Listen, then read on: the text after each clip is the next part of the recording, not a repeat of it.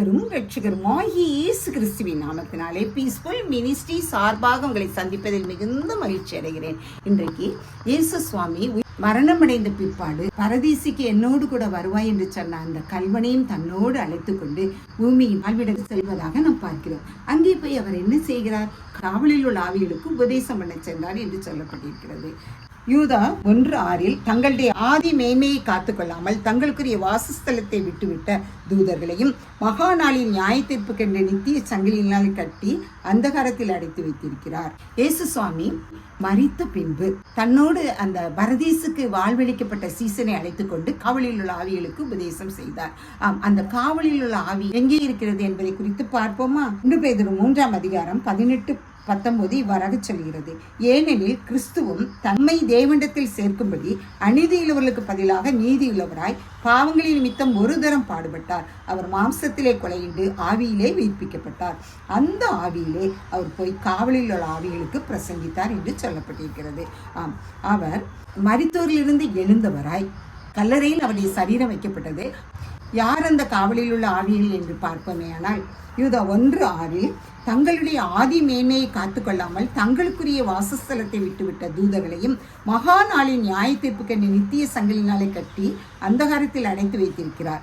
அந்த நாளில் பூமியின் தாழ்விடங்களில் அடைக்கப்பட்ட அந்த ஆவிகளிடத்துல பூமியின் தாழ்விடம் என்பது என்ன? அது பாதாளம். அந்த பாதாளம் மேல் பாதாளம் கீழ் பாதாளம் என்று 2ஆக காணப்படுகிறது.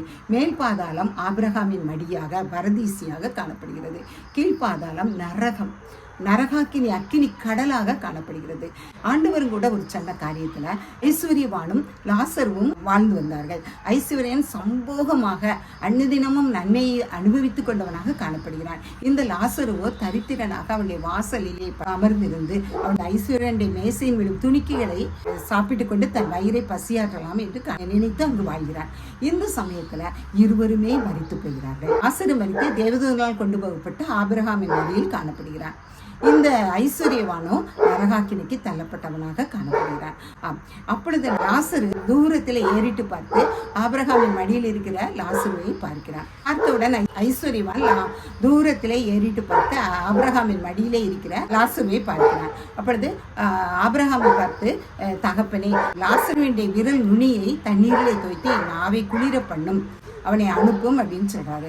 அப்ப ஆபிரகாம் சொல்றாரு, உம்முக்கும் கீழ்பாதாளத்துக்கும் மகா பெரிய பிளப்பு காணப்படுவதனால் அவன் அங்கே வர முடியாது என்று சொல்கிறார்.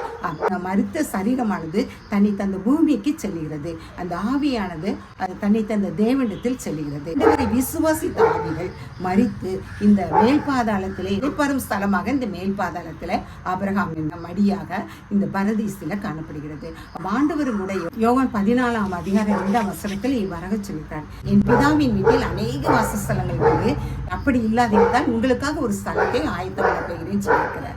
அப்போ அவர் நமக்கு ஸ்தலத்தை ஆயத்தம் பண்ணுகிற தகப்பனாய் இருக்கிறபடியால் காவலில் உள்ள ஆவிகளுக்கு அவர் உபதேசம் செய்ய அந்த பரதீசுக்கு சென்றபடியால் நாமும் நம்முடைய வாழ்க்கையில நமக்கு கொடுக்கப்பட்ட இந்த வாழ்க்கையில நாம் நல்ல முறையில வாழ்ந்து ஆண்டவருடைய சமூகத்தில் இளைப்பாறுவதற்கு நம்மை பரிசுத்தப்படுத்தி வாழ்ந்து கொள்ள ஆண்டவர் அழைக்கிறார்.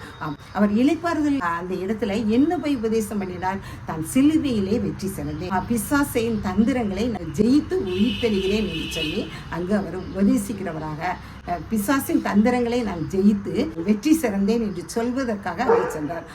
அவர் மரித்தார், உயிர்த்தெழுந்தார். ராஜசிங்கம் உயிர்த்தெழுந்தார்.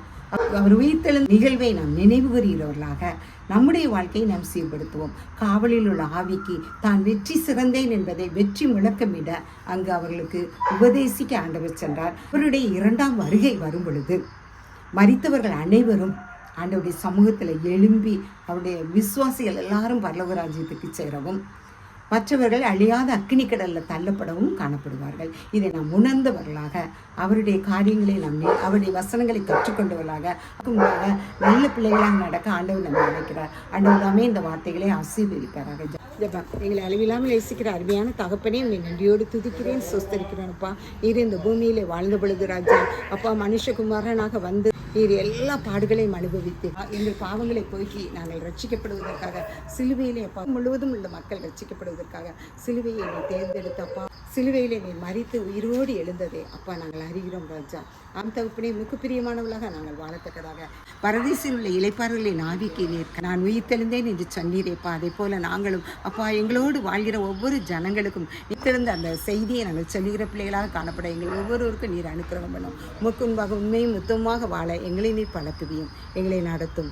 இயேசுவின் மூலம் ஜெபங்களும் நல்ல பிதாவே. ஆமேன், ஆமேன்.